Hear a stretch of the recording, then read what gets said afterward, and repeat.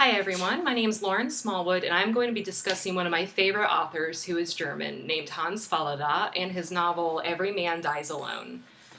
Fallada was born as Rudolf Ditzen, and from a very early age his life was filled with tragedy, including surviving a suicide pact he had made with his best friend and then getting charged with his best friend's murder. And he served time in a mental institution for it, and this is where he developed a drug dependency that he carried with him for the rest of his life. And after he left the institution, he started writing, but at the suggestion of his father, he developed a pen name for his works, where he came up with Hans Fallada. And his first few novels weren't too successful, so he had to keep odd jobs, and he served some prison sentences for embezzling from his employers. But in 1932, he got his first big hit with the novel Little Man, What Now?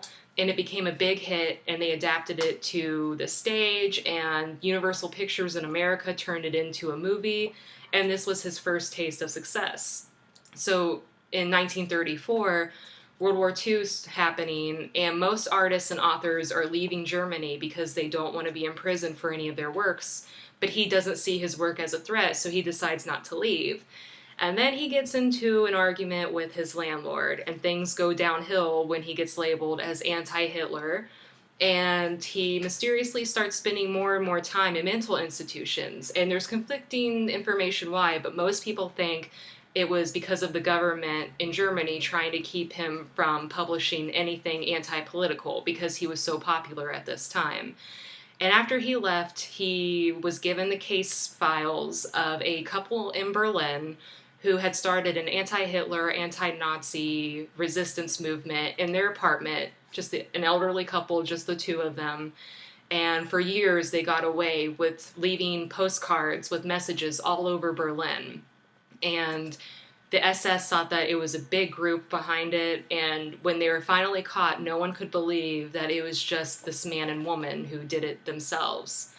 And if you do decide to read the novel, I suggest getting the newest publishing by Melville House Publishing, because in the back of the book, they even have the actual case study, or criminal study, that includes the actual postcards that they left around town, and it includes mugshots of the husband and the wife, and it gives you information about them. And I hope you enjoyed learning something new about my favorite author and my favorite book by him, and one of my top favorite books. And I hope it inspires you to read some of his work, or at least this book.